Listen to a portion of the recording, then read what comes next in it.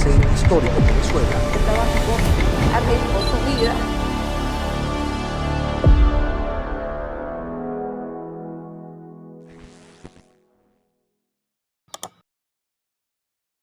Los testimonios y opiniones emitidos en este espacio representan únicamente el punto de vista de los entrevistados, quienes dan fe de la autenticidad de los hechos. Y llegamos a ustedes gracias a Selex Samsung, Banesco Banco Universal, Banesco contigo. Gran promo mundial con Flaquito, donde siempre ganas tú. Jetour, conduce tu futuro. Frigilux, te regalamos tiempo. Bios Pharmaceutic, cuidamos tu piel. Orca Chemicals, la protección que tus techos y paredes necesitan. Intilac, tu marca confiable de higiene, cuidado íntimo, íntimamente confiable. Blue Medical Pharmaceutical, tu salud es con la cajita azul. Quo Vadis, agencia de viaje y turismo.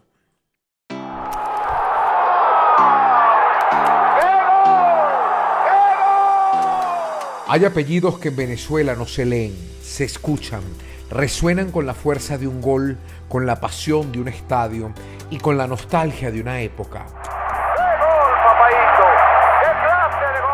Alex Candal nació con un legado inmenso sobre sus hombros, pero aprendió a honrar la historia de su padre sin dejar de narrar la suya. Alex, bueno, primero que nada, darte la bienvenida a tu país, a esta ventana con la que muchos venezolanos se conectan con sus seres queridos a través de sus historias más entrañables, ¿no? Y que todavía viven en el subconsciente, en el consciente del venezolano. No, al revés. Para mí es un placer, Luis. Sabes que te quiero mucho, te aprecio mucho y además haces un canal extraordinario. Yo creo que haces un canal que une a mucha gente, que estamos afuera sobre todo y que nos trae muchos recuerdos cuando tocas ese nervio de años pasados que para muchos sentimos que no volverán y que nos trae muchos recuerdos y hace, bueno, como una unión cuando vamos a lo mejor a una casa y nos reunimos y dice, ¿viste el programa del viejo Lavarrieta? Como el otro día el de la chica de Viasa, y viste el de no sé qué, y viste el de Renio Teolina, y bueno, y eres un hilo de verdad que une a mucha gente que estamos afuera y los que están adentro también, por supuesto. Quisiera arrancar esta historia, esta conversación hablando de alguien muy importante para los venezolanos, como lo es tu papá. Los venezolanos conocemos la figura y lo peculiar de tu padre, ¿no?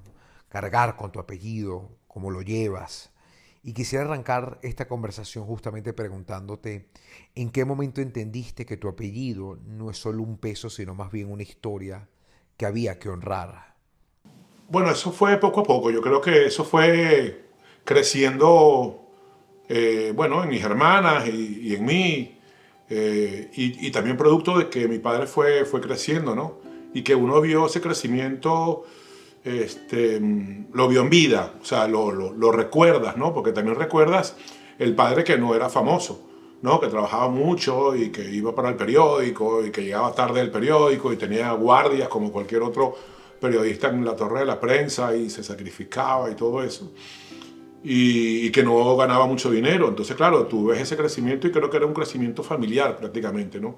Obviamente por el esfuerzo de él y el talento, ¿no? Un hombre que tenía un talento único, con un desparpajo tremendo en su vida y un hombre que sonreía siempre, era un tipo que sonreía y que nunca estaba enfadado, y yo creo que el éxito de él como ser humano fue eso. Entonces, claro, lo vas viendo poco a poco. Por supuesto, llegó un momento, te puedo decir que en el año de 1986 fue un momento muy importante porque es cuando él firma por Radio Caracas, viniendo de Venevisión. Él trabajaba en Venevisión, había tenido mucho éxito en el 82 en ese mundial, pero no tenía un contrato. Es decir, cuando él terminaba el mundial, él trabajaba como freelance. Él volvía nuevamente al periódico y a la radio, que era de lo que vivíamos. Entonces, claro, pero era famoso y lo había explotado en ese 82. Entonces ahí es cuando Radio Caracas hace un esfuerzo y le hace un contrato tremendo y lo lleva a otra galaxia, ¿no? Lo explota como creo que lo deberían explotar porque tenía mucho talento. Entonces ahí sí te das cuenta de Lázaro, que él también explota por dentro, ¿no? O sea, ahí él exprime todo su talento y tú como hijo de él, pues incluso te sorprende, ¿no? como él vivía esa fama en una Venezuela extraordinaria, ¿no? Porque te puedes imaginar, para muchos a lo mejor los que son muy jóvenes no sabían, pero una Caracas de los años 80 era una Caracas tremenda, una Caracas que vivía a un ritmo extraordinario, ¿no? Y en todos los ambientes, en publicidad, en la ingeniería, en el trabajo, en la vida, en el crecimiento, en la alegría, éramos muy alegres. Lo seguimos siendo, pero de otra manera, ¿no? Porque teníamos menos preocupaciones. Entonces, claro, ahí estaba un hombre con desparpajo, donde tenía un canal de televisión que en esa época no había competencia como hay ahora con tantos medios de comunicación, sino que todo se condensaba en 3 canales de televisión. Entonces uno principal era él, ¿sabes? Y llegaba un mundial y todo se estaba, como digo, condensado, centrado por ahí, ¿no? Y que además ellos todavía lo condensaban mucho más en el noticiero, en el sábado, en el domingo, en una novela, en hacer, por ejemplo, un unitario como La Raya de Cal con Osvaldo Guillén y con María Alejandra Martín, él actuando. No tiene emoción, no tiene emoción. ¿Cómo que no tiene emoción, don Mariano? Es decir, todo eso te lleva a una posición de que tu padre era un superhéroe y nunca dejó de serlo, yo creo, hasta el día que murió, porque era genio y figura. Fue hasta el día de la muerte. Yo estuve con él el día que murió y el día anterior yo no estaba, pero me envió un video mi hermana que lo graba a él y le dice, mándale un saludo a Alex, y me manda un saludo a mí, que bueno, te mueres de la risa el día antes que fallece. O sea, él estaba perfectamente, lo que pasa es que claro, ya tenía la función, ¿no?, del cuerpo un poco ya delicada, pero me manda un mensaje simpaticísimo, ¿no? Entonces que ahí te das cuenta de que hasta el momento de su muerte mi padre era un tipo simpático, era un tipo como lo vimos siempre, incluso en casa, ¿no? Entonces claro, eso te lleva a ver a tu padre siempre como un superhéroe.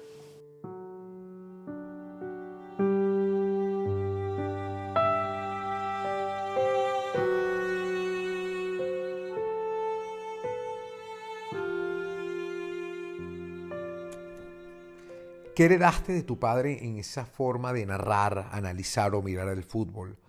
¿Dónde podemos encontrar un patrón de respeto, admiración o de seguimiento? Oye, a mí a veces me cuesta mucho hablar de mí y no lo hago como un falsa humildad ni nada de eso, pero me cuesta a veces reconocerme. Hombre, mi padre tenía, y eso es lo que yo lo intento imitar. Mi padre tenía un ojo muy, muy importante para ver a los jugadores, ¿no? Qué hacía un jugador y si un jugador era un mentiroso, porque hay muchos jugadores mentirosos, o el jugador realmente es valioso.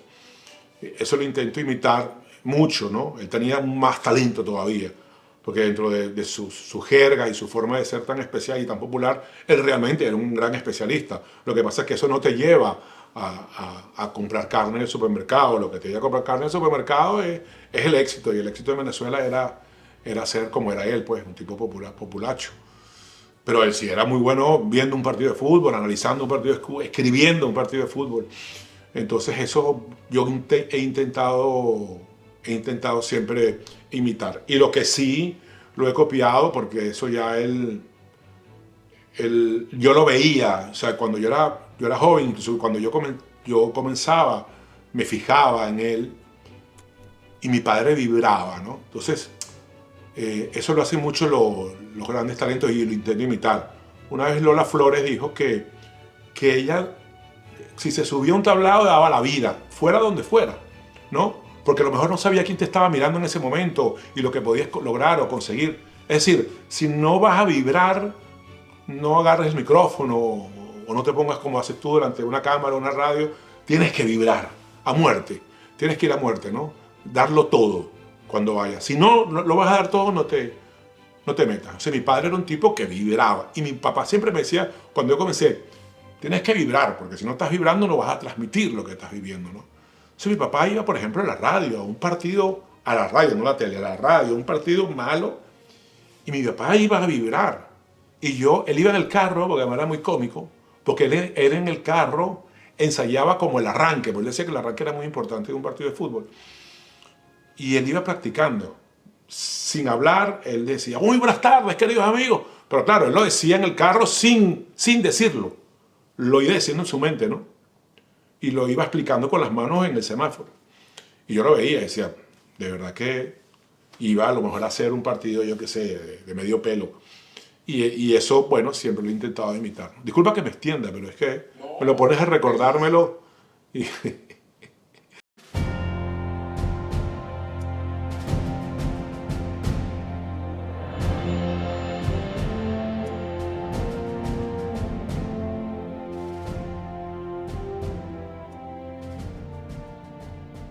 Si tuvieras que escoger un momento deportivo que te unió para siempre con tu papá, ¿cuál sería? ¿Una narración, un mundial, una celebración, un estadio o una jugada?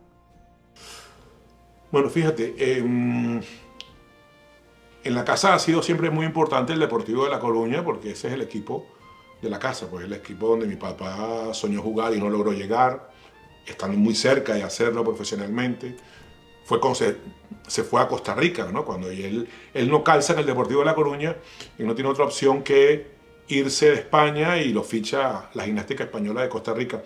Y siempre el Deportivo de La Coruña ha sido muy importante. Acaba de ascender a Primera División gracias de la mano de un venezolano como Juan Carlos Escoté, que es el presidente actual del Deportivo de La Coruña. Y eso no, ahora hay mucha emoción, nos recordamos mucho, mis hermanas y yo, nos mandamos fotos en el grupo de WhatsApp de cuando el Deportivo ascendió a primera en aquella época y cuando el Deportivo en el año 2000 quedó campeón. Yo creo que el quedar campeón de liga del Deportivo de La Coruña, un equipo que es muy difícil que lo vuelva a hacer, más allá de que ahora de la mano de Escoté está haciendo un gran trabajo y sobre todo viene de segunda vez, subió a segunda y ahora está en primera división, hace pocos días. Ese título de liga del año 2000 yo creo que fue una emoción para mí, para él, para toda la familia, porque ahí hay, o sea, los equipos de las ciudades como La Coruña, que es una ciudad pequeña, te une mucho y más cuando el equipo no es importante, o sea, Deportivo La Coruña es importante, pero no es como el Real Madrid, que gana muchos títulos, sino que ha ganado pocos, pero ha ganado y esos pocos te llenan de muchísima ilusión y eso pasa cuando tienes un equipo que no es tan importante y cuando lo consigue es una explosión tremenda, ¿no? Y eso nos ha unido a todos siempre, incluso a los deportivistas, nos ha unido muchísimo, ¿no? Y por supuesto, bueno, yo creo que lo que me ha unido mucho a él ha sido su amor al fútbol venezolano, ¿no? Y es decir, emocionarse de las pocas cosas que se consiguieron con el fútbol venezolano en su época como narrador o en mi época como narrador, han sido muy pocas, ¿no? Y esas pocas las hemos celebrado mucho, ¿no? E incluso empates. Mi padre llegó a jugar en el fútbol venezolano en la época del fútbol de colegios, era profesional, él jugó en La Salle, cuando él se va de Costa Rica y viene para Venezuela, él entra en La Salle y en un equipo de primera división del fútbol venezolano. Entonces, él jugó en el fútbol venezolano, entonces lo mamó, ¿entiendes? O sea, lo mamó bien mamado, estuvo ahí metido. Entonces, ese amor que él me inculcó por el fútbol venezolano es algo que yo le agradezco toda la vida y que lo hemos vivido juntos. Hemos ido y hemos... él me llevaba de pequeño al fútbol cuando él ya comenzó siendo periodista al Olímpico del fútbol luego de Colonia, del Galicia, del Italia. Y era un fútbol a veces, cuando comenzaba ya a decaer, fútbol muy triste, ¿no? Y lo hemos vivido. Luego la de los años 80, no era malo, pero que tenía unas muy malas condiciones. Y él de esas pocas condiciones incluso hizo un gran esfuerzo para que se transmitiera la liga en Radio Caracas y lo consiguió por mucha presión. Los días sábados para competir incluso con Sábado Sensacional cuando jugaba Caracas Marítimo. Entonces todo eso, ese amor y esa lucha y ese escudo que puso sobre el fútbol venezolano, para mí fue una semilla que dejó ahí para mí por siempre, ¿no? Y eso es muy bonito.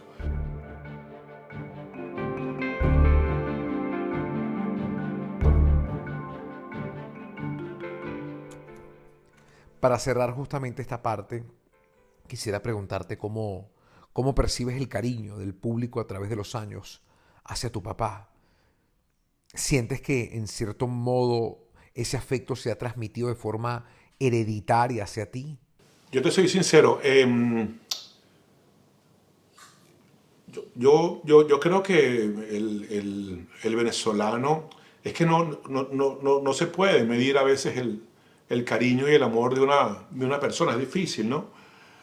Pero lo de mi padre era muy exagerado. Y yo creo que también porque él era exagerado, es decir, había una unión intrínseca entre él y el venezolano que es mucho mayor de la que yo puedo tener por un venezolano, porque yo lo soy. Entonces, es como que sí somos, yo soy, pero es que él no. Él siempre fue muy agradecido de Venezuela y del venezolano. Entonces, yo, por ejemplo, me consigo a un venezolano aquí en un supermercado. Hola, ¿qué tal? Y no me emociono. Mi padre se emocionaba. O sea, entonces le preguntaba de dónde era. Entonces, claro, si a lo mejor le decía que era de un lugar especial, por ejemplo, mi padre tuvo un amor con toda la gente de Trujillo, y sobre todo con la gente de Monay o con la gente de Altagracia de Orituco, que él siempre lo narraba Altagracia de Orituco en sus partidos de fútbol. Nos la mandó para Altagracia de Orituco porque es un nombre que a él hizo gracia cuando llegó a Venezuela. Entonces, claro, toda la gente de Altagracia ama a mi padre. Si mi padre sí consigue a alguien de Altagracia, mi papá me gritaba a mi mamá, Purita, ella Altagracia, y le da un abrazo, ¿sabes? O a lo mejor le dice, es de Monay, eres de Trujillo, no me digas eso. Se le da un abrazo, mira, ¿y cuánto tiempo llevas aquí? Y no sé qué, yo no soy así, ¿entiendes? Yo no tengo esa explosión. Es que mi padre, después, claro, después comenzó gente a venir a vivir a España, de Venezuela. Y cuando le decían papadito, y usted, ¿los de qué? Son de Venezuela, mira, son de Venezuela. Y se ponía a hablar con ellos 1 hora. O sea, y no los dejaba ir, y se sacaba fotos, y le daba el teléfono. O sea, era una... Y claro, yo soy venezolano, y a lo mejor no caigo en eso, ¿sabes? Ni tampoco yo tengo la posición de mi padre. Y lo curioso de mi padre es que mi padre nunca se recordaba quién era, güey. O sea, él lo hacía como una forma natural por ese amor que siempre tuvo desde que llegó y hasta el día que murió por Venezuela. Siempre suspiró por ella, ¿no?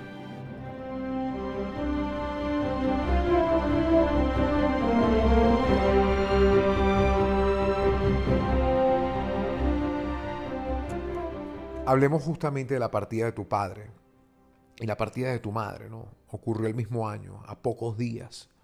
Partieron en fechas muy cercanas. ¿Sientes que hubo una conexión en la partida de ambos? ¿Como si fuera un amor conectado? ¿O fue simplemente una triste y dolorosa casualidad? Sí, fue duro. Fueron apenas 32 días de diferencia en que murió uno y murió el otro. Nos sorprendió un poco a todos, porque mi padre siempre estuvo muy bien hasta el día de su muerte.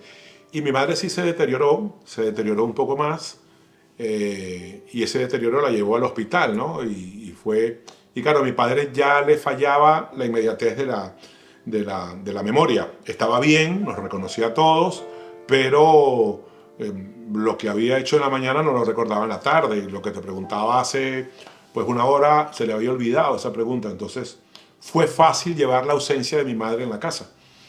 Pero fíjate tú qué curioso, hay algo muy curioso en todo esto, porque mi padre preguntaba siempre por mi madre cuando no la veía a visión, es decir, cuando él estaba en la tarde, se levantaba de dormir una siesta, entonces no la veía y le decía a mi hermana, mira, Ana, ¿y Purita dónde está?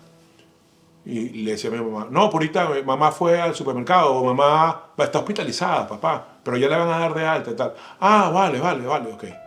Pero cuando murió no le preguntó nunca más por mi mamá. O sea, el día que murió mi madre, mi padre nunca preguntó más por ella. Eso es algo que nos dejó a todos impactados, y fueron 30 días de diferencia. En esos 30 días mi padre nunca preguntó más por ella. Y eso te dejaba un poquito más en shock, porque tú decías, preguntaba todos los días por ella, porque a lo mejor si no estaba mi hermana también preguntaba por mi hermana, porque mi hermana estaba siempre cuidando a mi padre.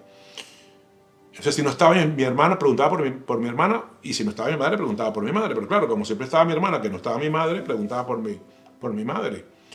Y bueno, y el día que mi madre falleció no preguntó más por ella. Entonces eso nos dejaba muy preocupados, porque decía, Dios, no pregunta por ella. Y uno no iba a decirle, mira papá, ¿te acuerdas de mamá? ¿Sabes? No preguntó más hasta el día que él murió, que fueron 30 días después.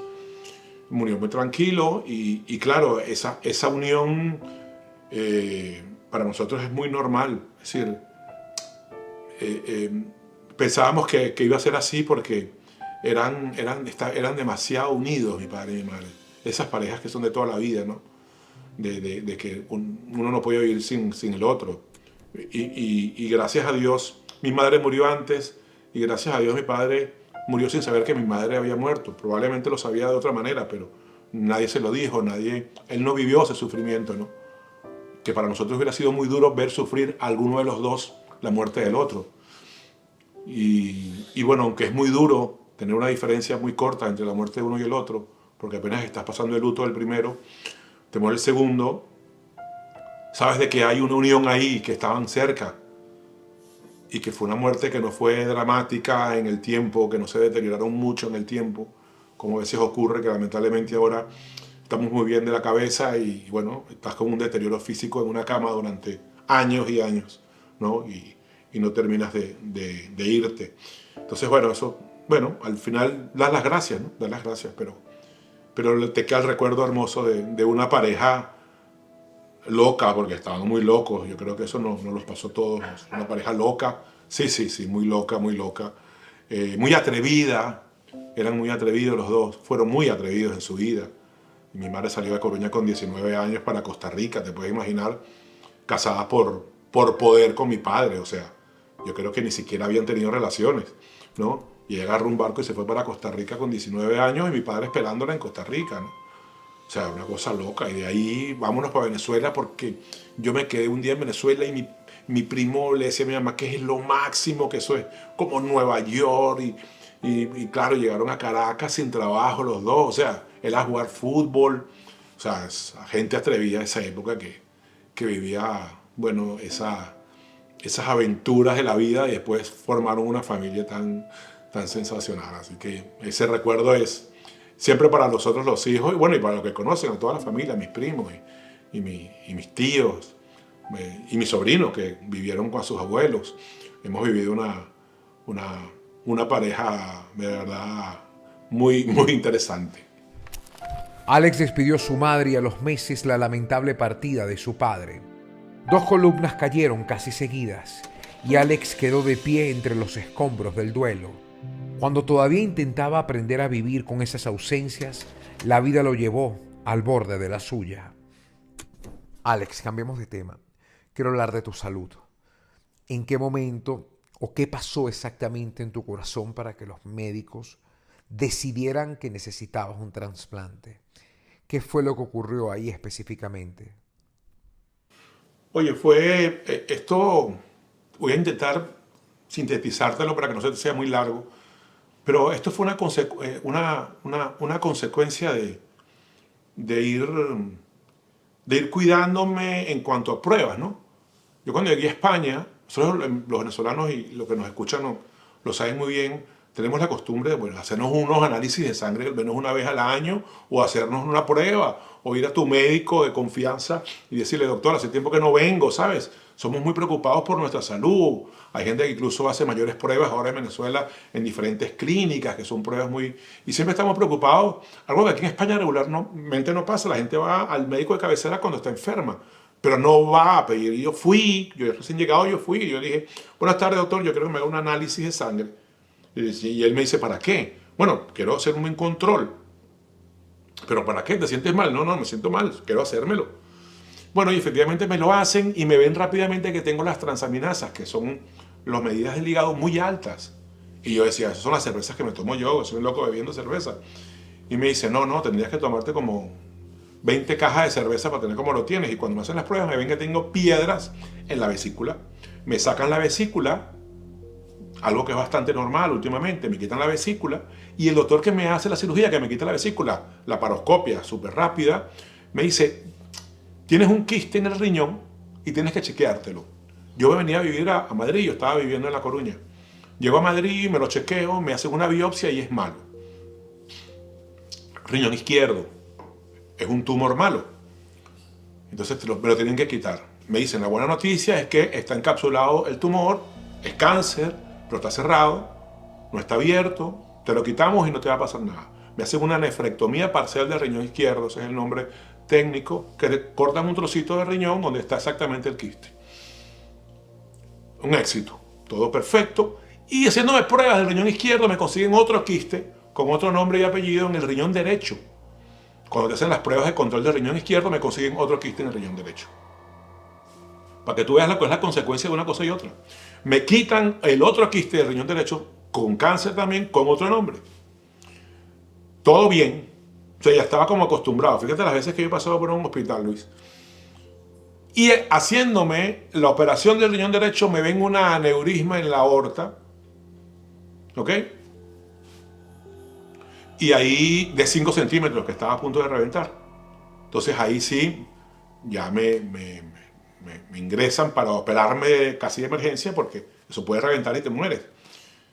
Ahí lo que supuestamente te abren y te ponen un stent, me lo explica el cirujano cardíaco, torácico, perdón, y me dice, no, te abrimos y te ponemos un stent y eso es rapidito. Hombre, es una esternotomía que te abren el esternón. Bueno, entró en quirófano, me hacen la operación y en el medio de la operación él me ve que la válvula de la aorta es bicúspide en vez de tricúspide. Es decir, yo nací con una válvula bicúspide que son 2 valvas en vez de 3 valvas. Entonces, ¿cuál es el problema de eso? Y ahí es donde viene el origen del problema del corazón. Es que eso forma un remolino y forma la aneurisma y estaba totalmente engrosada la válvula. Y él tomó la determinación en medio de la operación de ponerme una válvula biológica, que es una válvula de cerdo igual tricúspide. Me la ponen magnífico. Salgo de la operación y estoy perfecto, pero perfecto. Con mi válvula tricúspide nueva, o sea, estaba viviendo sin problema. Pero ¿qué es lo que ocurre? Llega la pandemia, no sabemos por qué, nunca se supo por qué. Yo creo que fue la vacuna, me bajan las defensas y me entran unas bacterias y se genera una endocarditis en esa válvula. Una endocarditis básicamente es una infección de unas bacterias que te comen la válvula. Me destrozaron la válvula, me la comieron enseguida, me ponen a tratamiento antibiótico y eso no hace nada porque las bacterias se colocan exactamente en la válvula y en la válvula no tiene riego sanguíneo, es como un escudo para ellas. Ellas buscan exactamente dónde hay algo que no es del cuerpo. Y en ese se pegan ahí y comienzan a comértelo y te lo comen. Tenía la válvula totalmente comida la que me habían colocado. Entro de urgencia, me opera el mismo cirujano y cuando me abre me ve que tengo el corazón, medio corazón ya comido. Me pone una válvula en la aorta mecánica y una en la mitral nueva. Esa me la ponen de titanio. Y salgo con esa válvula de titanio, tomando Sintrón, anticoagulantes, vivo 3 años más, y hace, 4 años más que tenía puesta, y viene y me da otra endocarditis. Es decir, vuelvo a tener otra vez bacterias en las válvulas, pero en esta ocasión me comen gran parte del corazón, me hacen un eco transofágico, te lo hacen por la boca, y descubren que tengo 2 fístulas en el corazón y 2 aneurismas dentro del corazón que traspasa ya sangre de un ventrículo a otro. Entonces, eso no tenía solución y ahí es cuando determinan y me colocan como persona apta para trasplante, me meten en la lista y bueno. En Bios Pharmaceutic creamos soluciones para tu piel. Nuestra línea facial limpia y protege, mientras la capilar fortalece tu cabello. Desde la raíz, suma la suavidad de nuestra línea corporal y siente el respaldo de 18 años de experiencia. Bios Pharmaceutic, cuidamos tu piel. Todos los seres humanos, a través del tiempo, podemos enfrentar una crisis de salud. Pero es muy distinto una crisis de salud a una amenaza real de muerte. ¿Cómo asimilaste lo que estabas viviendo, lo que estabas pasando? Bueno, duro, Luis, porque tenía 2 situaciones en contra. La primera, como tenía ya 2 operaciones del esternón, la situación es grave para el cirujano, que de hecho muchos cirujanos no quieren entrar en este tipo de cirugías porque tenía muchísimas adherencias dentro del esternón por las anteriores operaciones. Son capas que se van formando de cicatrices que tienes que ir cortando como láminas, como un carnicero, básicamente, pero que no sangre esas láminas, ¿no? Entonces es prácticamente como una misión imposible o muy larga, muy tediosa para un cirujano que tiene que estar a lo mejor 4 horas o 5 horas, básicamente ir contando poco a poco, lámina a lámina, para que no haya ninguna hemorragia, porque si sale una hemorragia te puedes morir y te puedes quedar ahí. ¿No? El problema de las hemorragias son esas, que a lo mejor comienzan a sangrar y no paran. Entonces los cirujanos le tienen terror a eso, pues se te puede quedar tu paciente en la mesa de operaciones. Entonces rara vez un médico puede estar, de hecho hay muchos especialistas en cortar este tipo de adherencias. Ese era el primero, y la más dura es la que me generó pues, ese acercamiento a la muerte, que tenía la tensión pulmonar alta, ¿no? Debido al problema del corazón. O sea, cuando te ponen el otro corazón en el trasplante, hay un choque entre el corazón y el pulmón, porque la tensión del pulmón es muy alta. Entonces la sangre que intenta meter el corazón al pulmón, no puede el corazón. Además el corazón viene de estar parado, ¿no? Entonces no puede hacerlo y puede detenerse y puede parar y el injerto puede fallar, ¿no? Y me quedo ahí sin corazón, ya ni con el mío ni con el que me iban a poner. Entonces esa tensión pulmonar hay que bajarla. Y ya a mí no me la bajaban con ningún tipo de medicamentos, no se bajaba. Y los doctores yo los veía muy preocupados porque ahí no había solución. Es decir, me lo dijeron, no hay solución. Y yo le dije, ¿cuál es la solución? Y dice, no hay solución. Si vas a vivir con el medicamento que tienes puesto ahora hasta que el corazón pueda, y eso puede ser un mes o puede ser 6 meses, pero te vas a morir básicamente. O sea, no hay camino. No hay camino. O sea, menos de un año me podían dar de vida si no bajaban la tensión. Entonces me hicieron varias pruebas en hemodinámica, muchas pruebas en hemodinámica que te hacen por la femoral, te hacen una especie de cateterismo para intentar ver la manera de bajar esa tensión pulmonar. Y fueron 3 pruebas y las 3 fueron fallidas hasta que finalmente con óxido nítrico, te dan óxido nítrico y ahí bajó, ¿no? Entonces ahí ese día fue una fiesta, pero fueron aproximadamente 1 mes y medio, 2 meses de los 6 que estuve en el hospital de que no había solución. Entonces, respondiendo a tu pregunta, pues sufres más por los demás que por uno.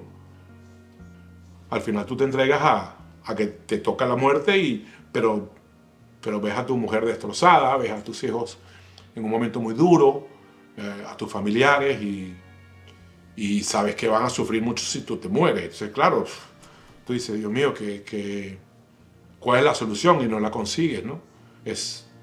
Son momentos muy duros de poder tú mismo gestionar, pero no por ti. Al final tú te entregas a la muerte. Pero, aunque luchas, ¿no? Pero es que tú ves a tu mujer destrozada y sabes que va a estar todavía mucho más el día que no estés. Entonces la situación es difícil de gestionar. Era difícil de gestionar lo mío y lo de los demás. Yo se lo decía a los médicos, pero que es difícil. Y a los psiquiatras, ¿no? Que me atendían.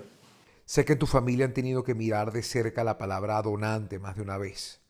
¿Cómo asimilas esta experiencia que te tocó vivir, primero a través de tu hija y luego en carne propia? Bueno, ella me ayudó mucho, ¿no? Porque mi hija lleva ya 22, 23 años de trasplantada de hígado. La trasplantaron de niña. Y claro, mi hija es como es como un ejemplo, ¿no? Mi hija, desde el día que la trasplantaron, nunca más tuvo ningún tipo de dificultad, y sí la tuvo muchísimo antes del trasplante. Y toma muy pocos inmunosupresores, es decir, también el hígado es uno de los órganos mucho más receptivos que hay, pero te da un subidón tremendo verla tan llena de vida y tan bien, ¿no?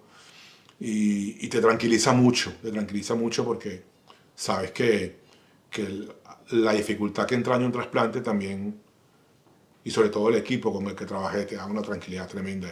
Y mi hija es un ejemplo de eso, ¿verdad? Tenemos 2 trasplantados en casa, te puedes imaginar, algo que uno nunca se imagina que te puede pasar en tu vida. Tienes una hija y uno mismo, ¿no? ¿Cómo es recibir la noticia de que apareció un donante y al mismo tiempo saber que otra familia está sufriendo una pérdida?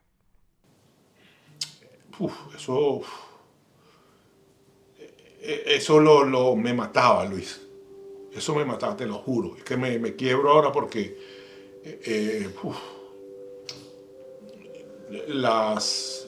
las enfermeras me hablaban mucho del tema, me ayudaron muchísimo en eso, pues están muy acostumbradas, ¿no? Y la gente o sea, ellos te hablan en una posición de una energía, de una alegría. Es decir, ellos no ven la persona que muere, sino ven las personas que se salvan. Entonces ellos están en una posición, ¿sabes? Y yo estaba en el intermedio, aunque era mi vida, pero yo pensaba en la otra persona. Porque probablemente por ser muy creyente yo pensaba, y sigo pensando, de que este era el corazón que me tocaba a mí, y que esa persona tenía que morir, y que tenía que coincidir conmigo. Y yo hablaba mucho con un sacerdote que me venía a visitar siempre.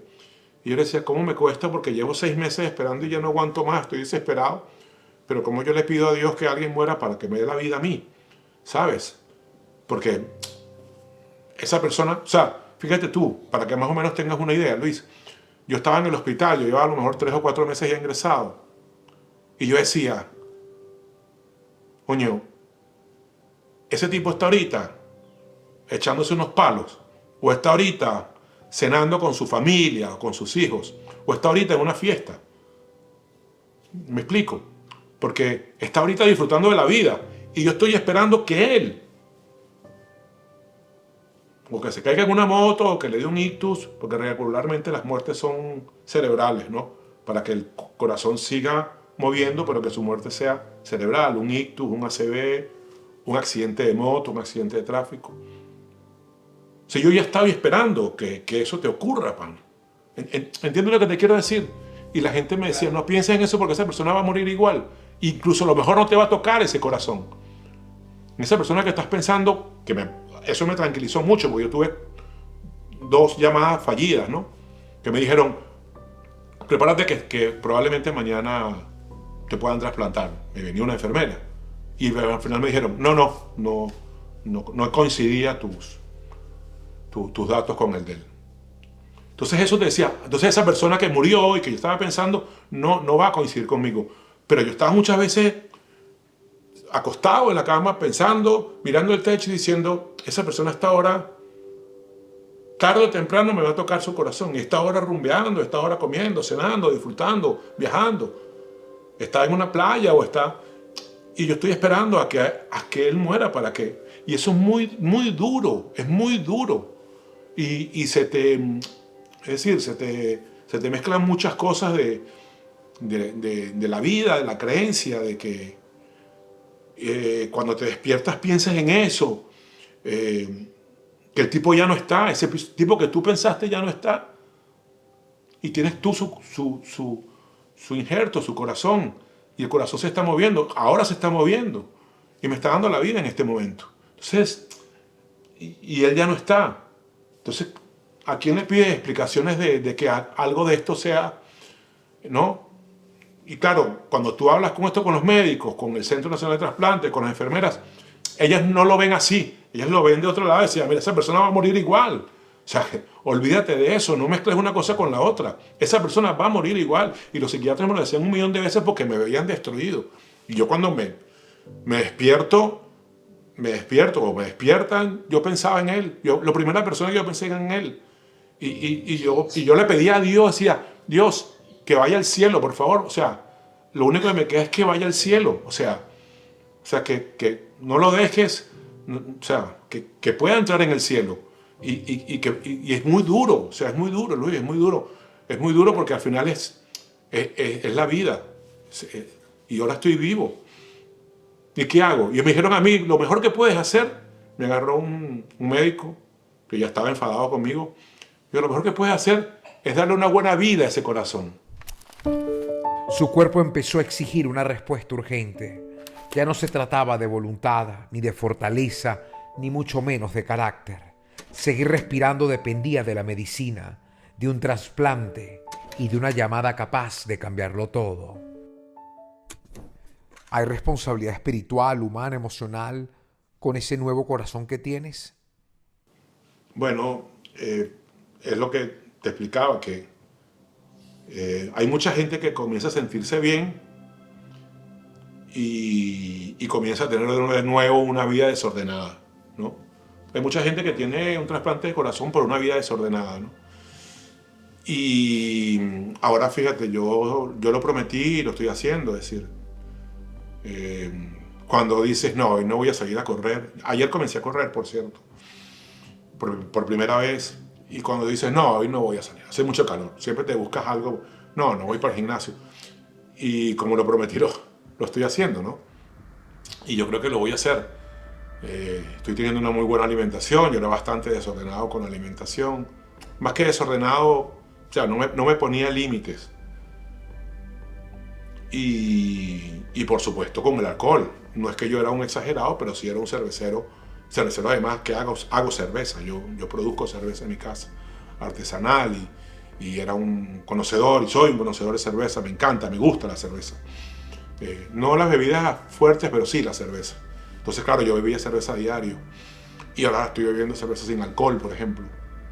Ese tipo de cosas que yo creo que, como me explicaron, es la mejor forma de honrar a la persona que te regaló vida, ¿no? Te regaló 25 años más o 20 años más de vida. Entonces, claro, yo voy a luchar porque ese corazón siempre esté bien, ¿no? Y cuando hago ejercicio veo que suben las pulsaciones, me emociono. Porque siento que como le gustara, además uno se hace una película, ¿no? ¿Quién habrá sido el donante? Lo único que me emociona a mí es que los doctores cuando lo veían en la ecografía alucinaban, les encantaba el corazón. Decían que era un corazón muy bueno, o sea, se llamaban entre ellos y veían la ecografía que uno no entiende nada y bueno, y se emocionaba, decía, mira la aorta, mira que bien cierra la mitral, mira cómo abre, mira el movimiento como lo tiene acompasado ventrículo izquierdo con ventrículo derecho, mira, oye, de verdad, y qué limpio está. Y los cirujanos me dijeron que era un corazón súper limpio, que no tenía grasa, ¿sabes? Y te emocionan. 43 años tenía él, mucho más joven que yo. Y todo eso te montas una película que yo lo creo así, pues, que era un súper muchacho joven ya de 42 años que hacía ejercicio, que tenía una vida sana.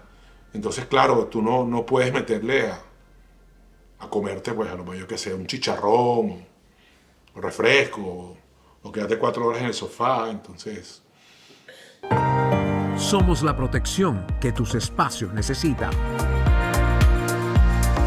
Orca Químicas, la protección para tus techos y paredes.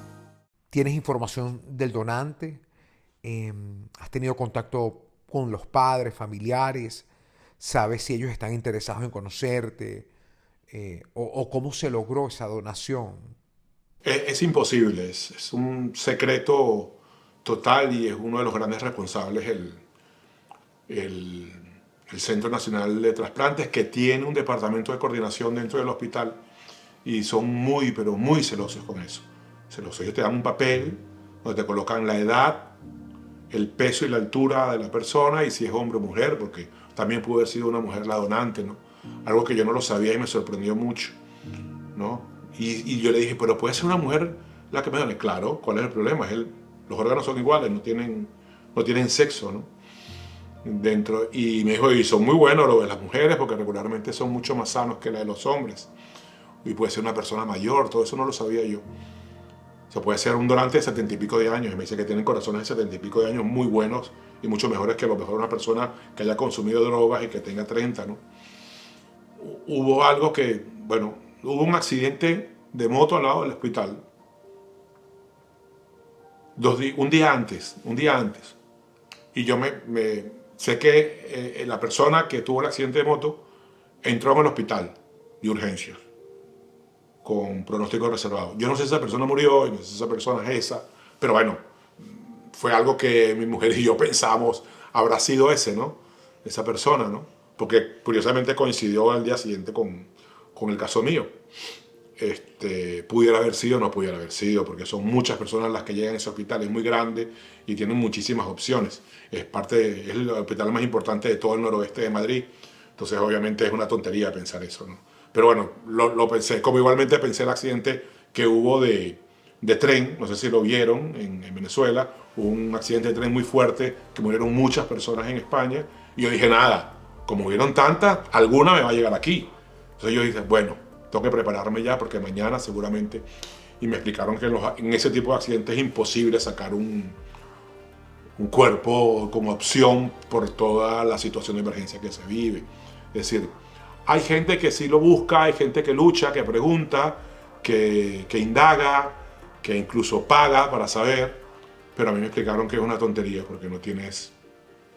O sea, no hay ningún cambio positivo que puedes hacerlo, ¿no? Más allá de que puedas complicarle la vida a los familiares, ¿no? Al saber que tú estás ahí y presentártele, o sea, no creo que saques nada provecho. Hay una persona aquí muy famosa, no sé de dónde fue, que consiguió no solamente la familia del donante, sino que consiguió las otras personas trasplantadas, porque una persona cuando dona sus órganos, un corazón va para una persona, un hígado va para otra, un riñón va para otra, ¿no? Se consiguió a todos y todos fueron a la casa de la familia del donante, ¿no? Y se le presentó a la madre. Te puedes imaginar la emoción.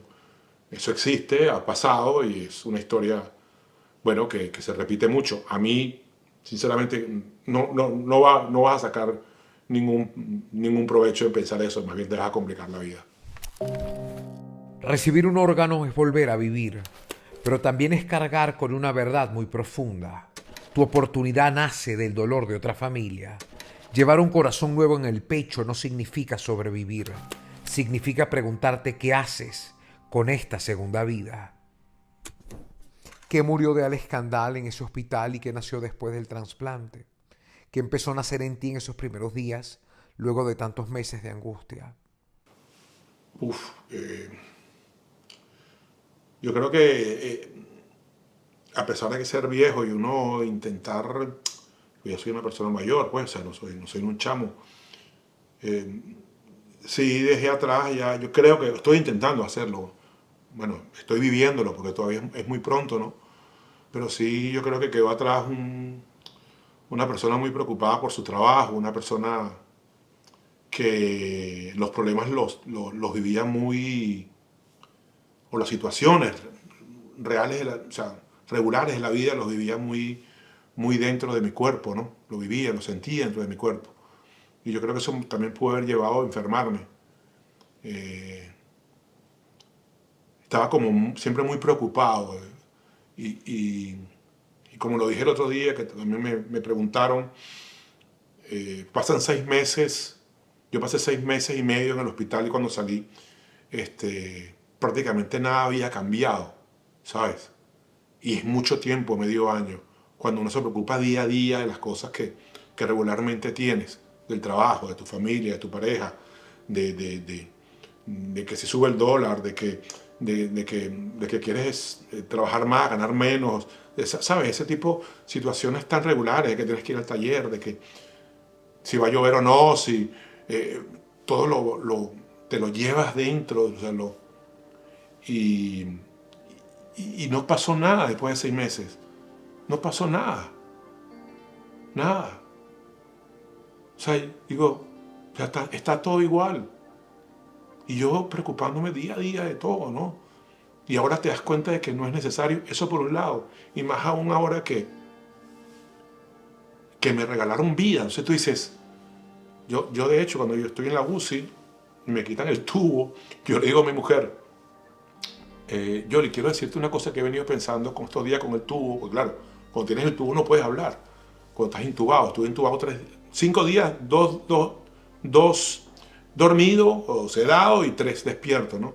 Es terrible, es muy desagradable estar despierto con el tubo, porque no puedes hablar, no puedes comer, no puedes hacer nada, no puedes beber, no puedes respirar. Sí, bueno, respira él, pero te cuesta estar con el tubo en la boca. Y claro, yo pensé muchísimas cosas, ¿no? Porque más no podía dormir. Le dije, Yoli, no voy a trabajar más. Vamos a ver cómo nos las arreglamos, pero no quiero trabajar más. O sea, no quiero. Quiero vivir como vive esa gente sin trabajar. No sé cómo hacen, pero quiero estar tranquilo. Quiero leer un libro, quiero... Porque fíjate, 6 meses no pasó nada. No pasó absolutamente nada. Una cosa por ahí, lo de Trump un poco y tal, pero la vida seguía igual.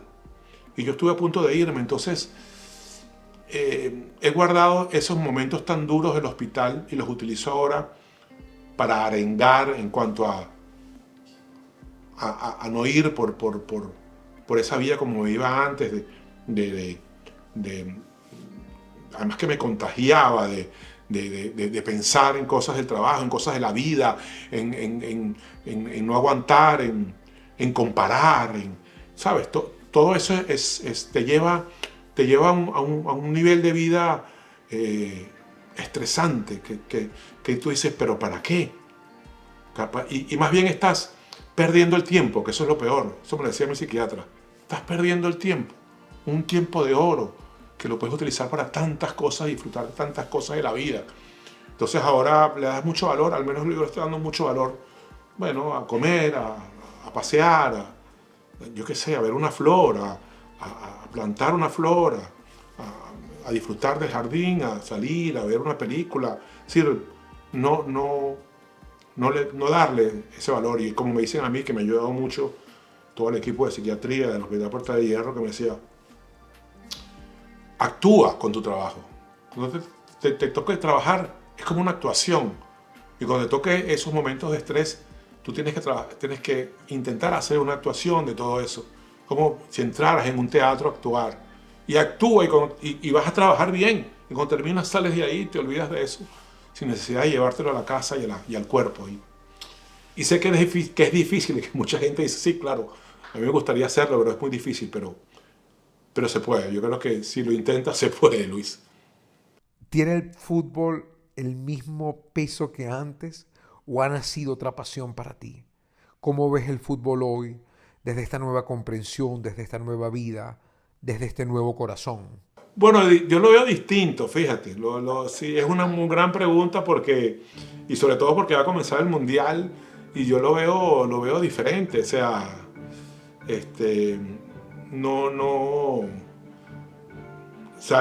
estoy en alerta de poder tener que tener una determinación y un conocimiento, sino lo dejo surgir, ¿no? Yo mi vida a partir de ahora ya estoy dejándola fluir en todos los aspectos y en el fútbol igualmente. Estoy dejando que todo fluya. Mismo mi trabajo en DirecTV, que bueno, obviamente no voy a poder ir a Estados Unidos. Tenía planificado ir, entonces claro, eso es un ejemplo. Tenía planificado ir a Miami, donde me iba a quedar, qué iba a hacer, tenía que hacer un podcast, tenía que hacer un Instagram, tenía que hacer esto, tenía que hacer lo otro. Y todo eso me lo consumía mucho y ahora DirecTV, vamos a hacer cosas con la radio, DirecTV quiere que haga esto, hago esto desde mi casa sin problema. Narro, no narro, viajo, no viajo. O sea, antes, chale, vale, ¿cómo no voy a viajar? O sea, yo estaría ahora diciendo, ¿cómo no voy a ir al Mundial de Estados Unidos? Tengo 5 millones de amigos en Miami, ¿sabes? ¿Sabes? Sin necesidad, en Nueva York, tengo gente en California, o sea, que me podían ayudar, y ¿cómo no voy a viajar? ¿Sabes? O sea, y yo estaría con una bola en el estómago, que se me metía la bola en el estómago aquí y que no te deja vivir. Y dice, después me metía 6 cervezas para tranquilizarme, me tomaba 6 cervezas, me tranquilizaba y me comía una hamburguesa. Entonces estaba entre la hamburguesa, la cerveza y el pensamiento que tenía el Mundial era, ¿sabes? No es que ahora esté comiendo flores de chía, pero bueno, sí, me alimento mejor, estoy tomando agua cuando como, o sea, que no sé cuánto puede durar, pero hasta ahora me está funcionando y ojalá que me funcione mucho tiempo porque me siento bien. ¿Hacia dónde quieres encaminar tus propósitos? ¿Quieres empezar a disfrutar más las cosas simples? ¿Quieres tomarte más tiempo para ti? ¿Cómo podemos concluir o definir esta nueva versión que estás construyendo luego de haber vivido estos episodios? Pues no lo sé, no quiero ponerme nada, sino me gustaría prepararme para más adelante un poco, sí, para cuando sea más mayor. Vienen momentos duros a nivel general en el mundo. No es que eso me preocupe en demasía, pero sí sabemos de que vienen momentos difíciles, sobre todo en los países así como España, va a tener momentos muy duros y bueno, hay que estar un poco preparados en cuanto a eso, pero en líneas generales estoy dejándolo fluir, que la vida fluya. No tengo nietos, me gustaría tenerlos, me gustaría que mis hijos algún día tuvieran hijos, pero bueno, ahora apenas se juntan, no se casan, llevan así mucho tiempo. Alejandra está viviendo en Ámsterdam y con su novio, pero bueno, no se ven trazos de nietos, ni tampoco por el lado de mi hijo. Así que me gustaría así que llegaran unos nietos y que ya uno cambiara, se volviera abuelo, ¿no? Eso me encantaría, por ejemplo. O sea, y que me los dieran para que los cuidara y que te cambie un poco o sea, que ya no eres padre, sino eres abuelo. Y eso te da más tranquilidad, ¿entiendes? O sea, eso sí me gustaría, ¿no? Te da más calma, menos exigencia laboral y bueno. Y poco más, no me pongo límites a lo que venga. Yo creo que lo que venga va a ser bueno porque la actitud que estoy tomando en este momento creo que es la correcta para que vengan cosas mejores. Y las atrae, yo creo que eso las voy a traer, ¿no? Pero con tranquilidad, pero bueno, con mucha alegría. Bueno, Alex, quiero agradecerte la charla. Gracias por el tiempo, por tu emoción, por tu generosidad en el testimonio. Que Dios te siga dando muchos años de vida y de luz. No, gracias a ti, Luis, te felicito como siempre. Y vi que estás ahí con Venevisión, con Shirley. Me emocionó mucho. Ojalá que les vaya bien. Así que nada, estamos a la orden.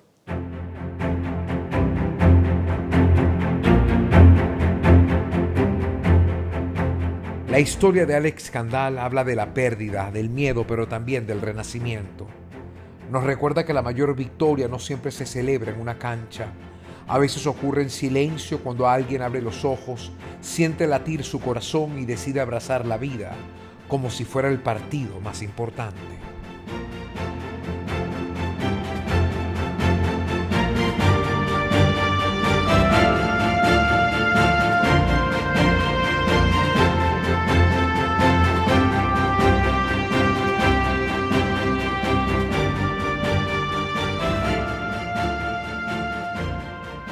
Y llegamos a ustedes gracias a CLX Samsung, Banesco Banco Universal, Banesco contigo.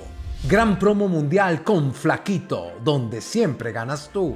Jetour, conduce tu futuro. Frigilux, te regalamos tiempo. Bios Pharmaceutic, cuidamos tu piel. Orca Chemicals, la protección que tus techos y paredes necesitan. Intilac, tu marca confiable de higiene, cuidado íntimo, íntimamente confiable. Blue Medical Pharmaceutical, tu salud es con la cajita azul. Quo Vadis, agencia de viaje y turismo.